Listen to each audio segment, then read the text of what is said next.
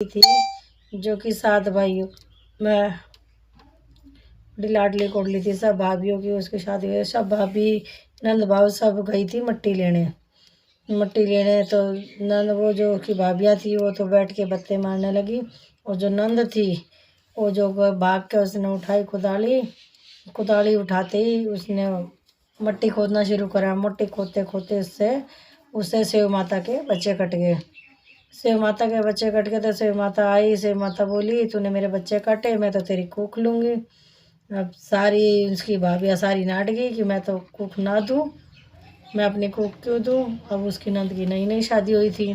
जो जो सबसे बड़ी भाभी थी उसकी बेचारी वो गरीब थी, गरीब घर से थी। वो यूँ बोली और रहती थी तो यूँ बोली, हे शिव माता, तू मेरी नंद की कूख मत ले, तो मेरी कूख ले ले। ठीक है, तो मेरी कूख ले ले, कोई बात नहीं। उसने उसकी भाभी की कूख ले ली। अब उसके बेचारी के बाल ना बच्चे, कुछ ना हुए, सबका हुए, उनको उसका ना हुए। उसकी सास ने उसको बांझ कह के मतलब घर से काट दिया। घर से काट दिया। घर से काटने के बाद बेचारी जाके जंगल में एक झोपड़ी उसी डाल के रहने लगी।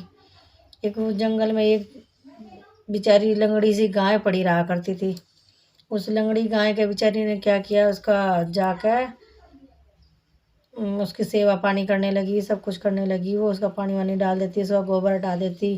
उस गौ माता ने भी ये देखा कि मुझ लाचार की सेवा करने वाला कौन है भाई, ऐसा कौन है जो मेरी सेवा कर रहा है।